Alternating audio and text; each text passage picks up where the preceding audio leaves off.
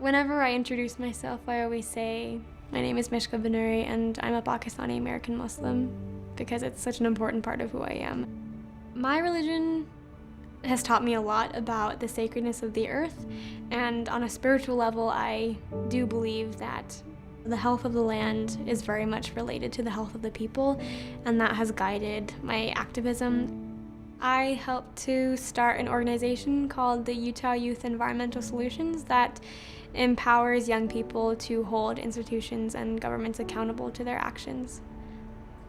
The Utah state legislature refused to acknowledge climate change and actually urged the EPA to stop regulating carbon emissions. So I went up with a bunch of students from Logan High School to a senator in the state legislature and asked if they could sponsor a resolution through the state legislature that acknowledged that climate change was real.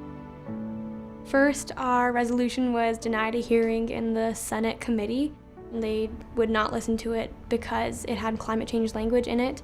And so after that, students decided to put together an independent hearing and invite the press, invite students to come and share their story about why they believe that climate change was a pressing issue in Utah.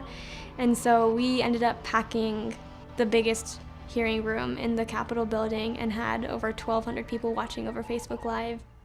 I'm so grateful for this gathering and hope that it acts as a wake-up call to people in power to show that youth, students, and the future want climate action. Thank you. One Republican and one Democrat legislator saw and heard our independent hearing and decided to co-sponsor the legislation through the House instead. And then the next year, we went through the House committee again and got it passed through, and then we went through the same Senate committee that denied us a hearing and got it passed through unanimously. And the whole process of passing this resolution was the first time there was any sort of discussion on climate change at all. The first independent hearing was the very first hearing that the legislature had about climate change, and so we really got to open up the door on the discussion of climate change and what we need to do as a state to combat this problem. She always walks in the front door, so to speak. She doesn't feel hesitant about making her voice heard or sharing her personal experience. And as a lawmaker, it's especially refreshing to have someone come up and share their story, their experience, their perspective on something in a really personal way, but also a really well thought out way. It is completely my place to tell my legislators what I think. They're making choices about my life, so I need to be there to tell them how to make those decisions.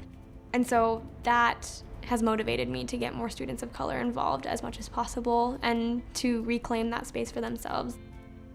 We've been told all our lives that, always respect adults, agree with them, leave all the change-making stuff up to them, but in this moment we couldn't. Climate change is just too big of an issue for us to let go of, and it was really empowering to, prove them wrong.